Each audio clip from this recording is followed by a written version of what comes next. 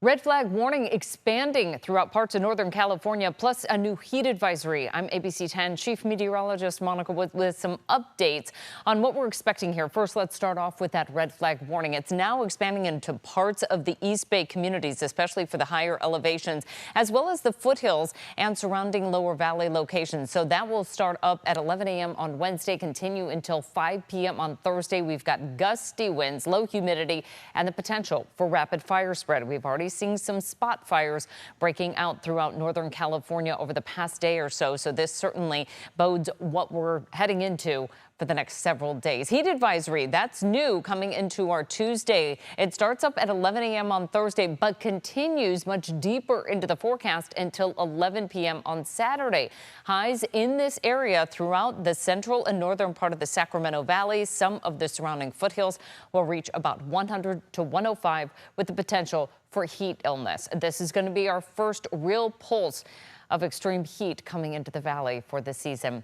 Here's a look at our weather impact headlines. Again, the timeline for this hasn't changed Wednesday, Thursday, Friday, but it's a 1-2 punch. We get the fire risk and heat combined.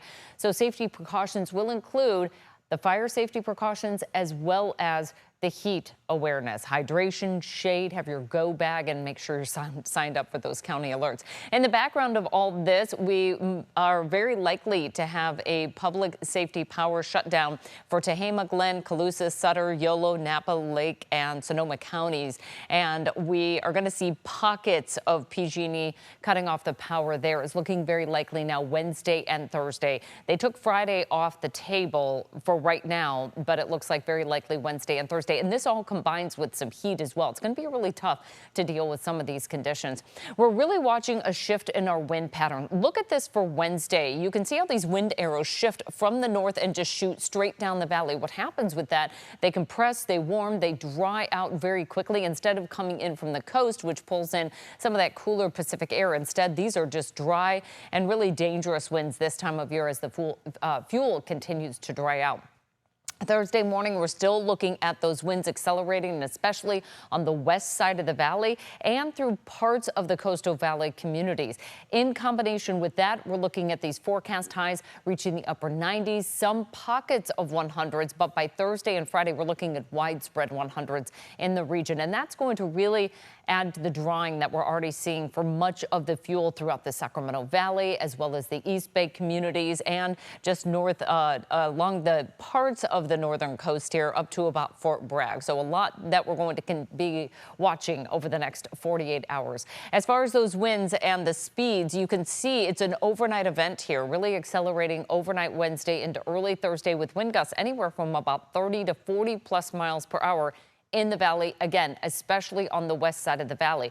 By the time we head into our Thursday late afternoon, early evening, we'll drop the winds off. And so we're not going to meet the threshold of having that red flag warning. But if anything were to start, it's really hard for firefighters to get the upper hand on this because our energy release component, you know, looking at the fuels combined with the potential of how fast something could burn is really starting to skyrocket here into the dry fuels category. We had a little bit of a break on our Monday because we had some clouds and some light showers moving through, but everything is continuing to dry out. Really parched soils here throughout the Central Valley and parts of the upper foothills and lower Sierra. Along the west coast as well, starting to see those fuels drying out pretty quickly.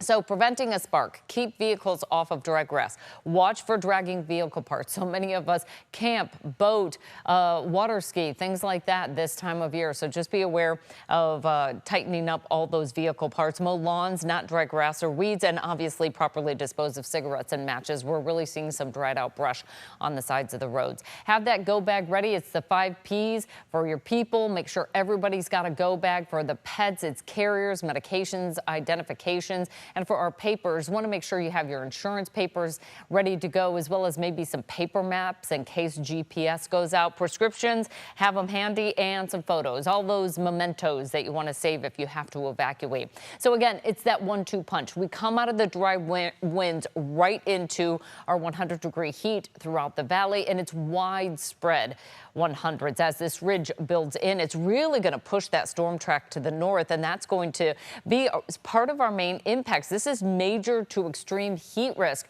that's coming on the heels of this fire event. We have yet to reach 100 degrees for Sacramento. Our average first day of 100, June 11th, and it looks like we are going to be right on the money of reaching that 100-degree temperature on June 11th, I should say. All right, so our heat risk forecast, again, major heat risk in pockets throughout the valley, as well as the East Bay communities, even parts of the coastal range and the lower foothills. And this really affects anyone without effective cooling and hydration. We'll see that again on Friday, but we're starting to see just a hint of an onshore flow impacting parts of the Delta. So that helps to spread throughout the valley and knock that down ever so slightly, but it's gonna take some time, especially for some of those higher elevations, to get the impacts of that onshore flow. This is the setup heading into our Thursday forecast as that high pressure ridge mainly peaks on that day. We see a little low starting to scoot its way, potentially getting cut off from the jet stream, and it could be a main player in bringing down the temperatures, but it also could elevate the winds once again for the foothills and the Sierra, something that we're going to watch into next week. But we're looking at the shorter term forecast. We're finally getting a little hint of that onshore flow impacting most areas closer to the coast by Saturday and Sunday. But this is going to be a stretch of some pretty intense heat.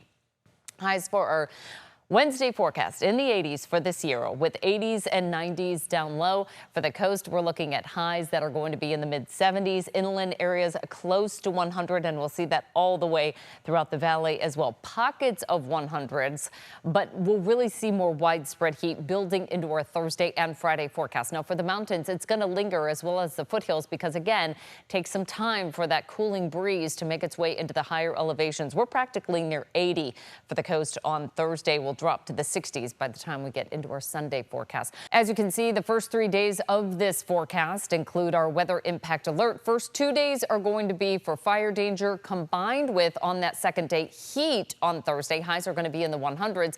Weather impact alert continues on Friday with a high near 100. Cooler for the weekend, but we're still in the mid to upper 90s through at least the beginning of next week.